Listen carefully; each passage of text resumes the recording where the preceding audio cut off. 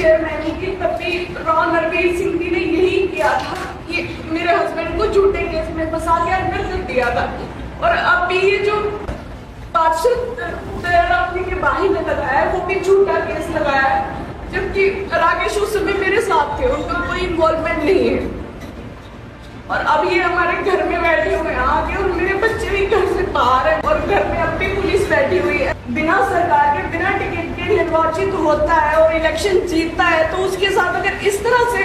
केंद्र सरकार राज्य सरकार करेगी तो आने वाले टाइम में सिर्फ तानाशाह चलेगी और कोई इलेक्शन नहीं होगी। सिर्फ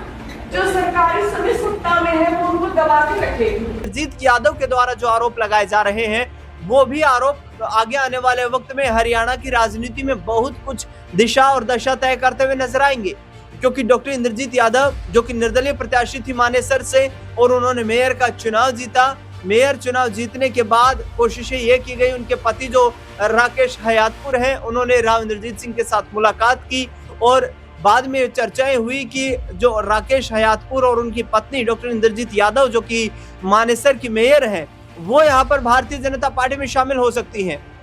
तो इस आधार पर देखा जाए तो कहीं ना कहीं वर्चस्व मजबूत होता नजर आ रहा था यहाँ पर राव इंद्रजीत सिंह का, क्योंकि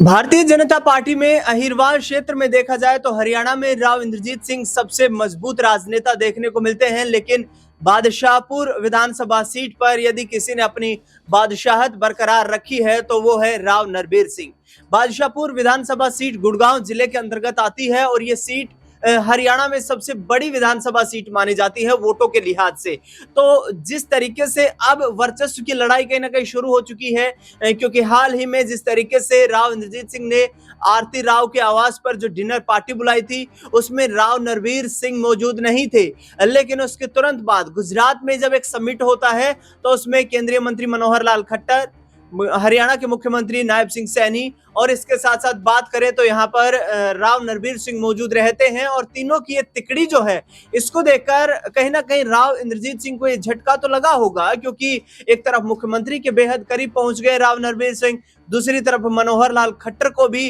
कहीं ना कहीं राजनीतिक तौर पर अच्छा खासा वो सम्मान देते हैं। और सीधे तौर पर उन्होंने कहा है कि मनोहर लाल खट्टर के राज में एक ऐसी शुरुआत हुई जिसमें क्षेत्रवाद की राजनीति से हटकर संपूर्ण हरियाणा को विकास की प्रगति के पथ पर ले जाने का काम भारतीय जनता पार्टी ने किया। लेकिन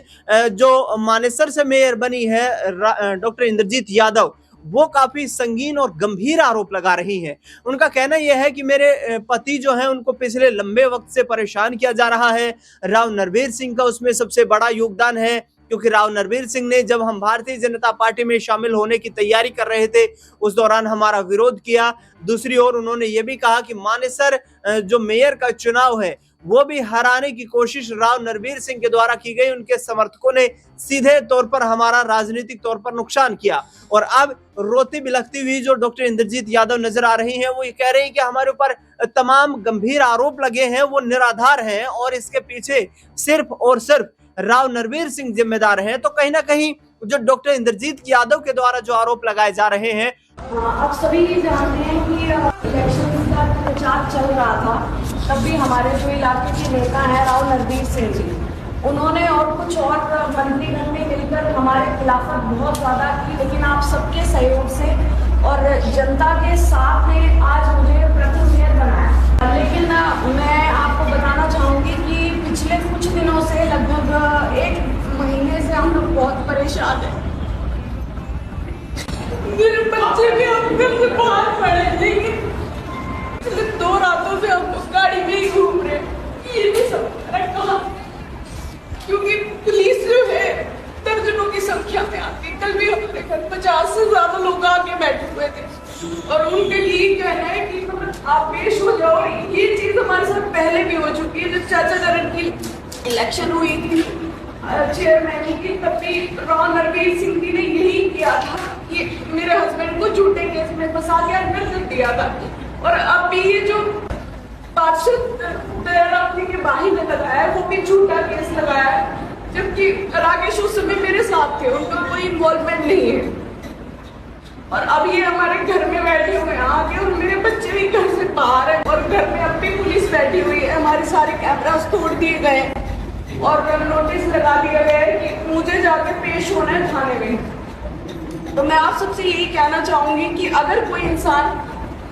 बिना सरकार के बिना टिकट के निर्वाचित होता है और इलेक्शन जीतता है, तो उसके साथ अगर इस तरह से केंद्र सरकार राज्य सरकार करेगी तो आने वाले टाइम में सिर्फ तानाशाह चलेगी और कोई इलेक्शन नहीं होगी। सिर्फ जो सरकार इस समय सत्ता में है वो उनको दबा के रखेगी। तो मैं बस यही कहना चाहूंगी कि राव नरवीर जी जो मेरे हस्बैंड के साथ आपने पहले भी किया था और अब भी कर रहे हैं, वो बिल्कुल गलत है, बिल्कुल झूठे केस में फंसा रहे हैं और हमारा जीना बिल्कुल दुर्भर कर रखा है। तो मैं आप सबसे यही कहूंगी कि जो सच्चाई है आप सब उसका साथ दीजिए और ये जो बिना मतलब का केस दर्ज हुआ है इसको खारिज करवाइए।